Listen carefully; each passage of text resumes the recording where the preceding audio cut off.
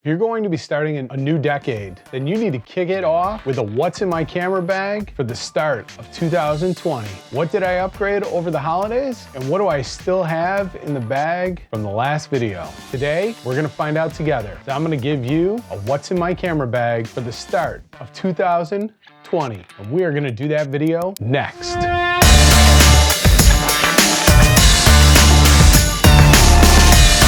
Welcome to my channel. My name is Brian, the Camera Guy, and I review Sony cameras and accessories. If that's something that you're into, then consider hitting that subscribe button and that notification bell so you don't miss out on any of my future videos. Today we're gonna be doing a what's in my camera bag for the start of 2020. It's been about 6 months since I did my last camera bag video. Link to that video will be up here in the cards above and down in the description below. I have some changes and I have some stuff that I'm still using today. Let's not waste any more time and jump right into the camera bag. First up, my main camera. I'm still using the Sony a6400. I really like this camera as it is a great budget option for anyone that is starting out on YouTube. This camera offers a flip screen so you can frame yourself up, makes it so much easier to create videos if you're a solo content creator. The Sony a6400 has great picture profiles as it has S-Log 2 and 3 with Hyperlog Gamma 1, 2, and 3. If you don't want a color grade, it has a really nice standard picture profile. It also comes with 4K 24 frames per second and 30 frames per second. This is actually 6K resolution downsampled to 4K, so you get extra resolution crammed into such a tiny body. You also get Sony's amazing autofocus.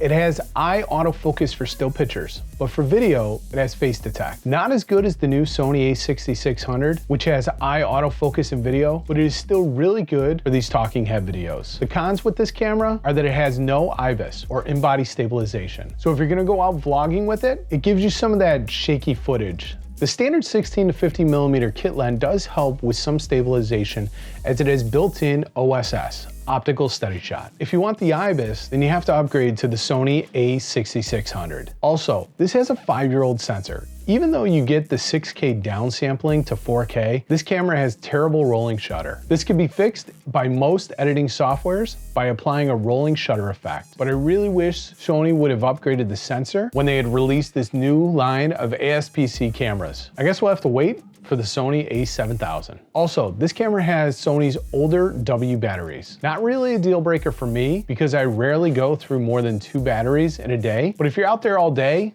shooting like a wedding or something like that, I can see how these batteries can become a problem. This is something that Sony fixed in the a6600 as they upgraded that camera to the Z battery. I absolutely love this camera. What camera are you using and why did you pick it? Go ahead, let me know down in the comments below. I'm still rocking that Sony 16 to 50mm kit lens, and that came with my Sony a6400. It does a good job stabilizing the footage and help eliminating a little bit of that shake. Not the best lens for image quality, but it gets the job done. Also, one of my favorite lenses might be this next one, the Sony 16mm f1.4. I use this lens for all my talking head videos. I really love the color that comes out of this lens. The autofocus is really fast and I've never had any issues getting focus. This lens is amazing for talking head videos as it gives you the equivalent of a 24mm focal length. Now, if you were on a full frame system, you would have to get the Sony 24mm G Master lens to compare to this focal length. The Sigma costs under $400, while the 24 G Master will run you almost $1,400. Don't get me wrong, the G Master lens looks absolutely fantastic, but for the price, you can get the Sony a6400 with the standard kit lens and the Sigma 16mm for the same total price. If you're someone on a budget or you're just starting out, going with the latter setup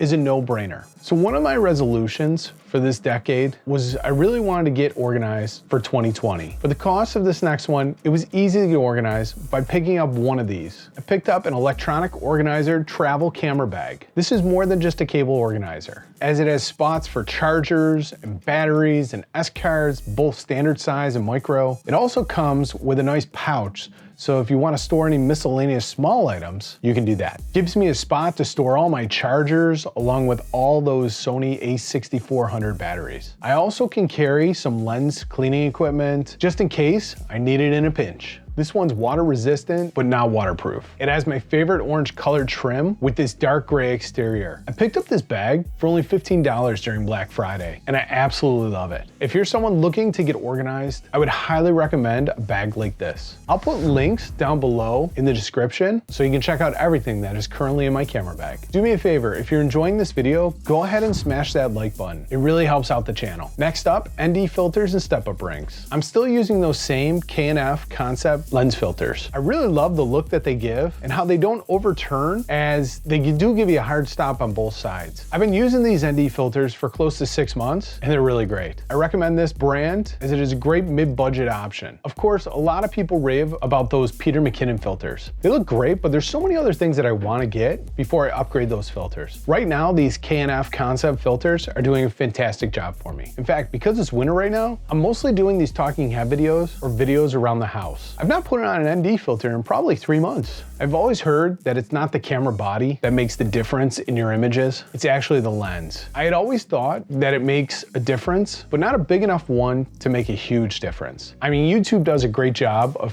compression and helps make a lot of these videos look the same. That all changed for me when I got this lens. During the holidays, I took advantage of the sale on the brand new Sony 16 to 55mm f2.8 G Master lens. This lens is absolutely beautiful, and the images coming out of it are even prettier. I rented this lens for a company Christmas party and I absolutely fell in love.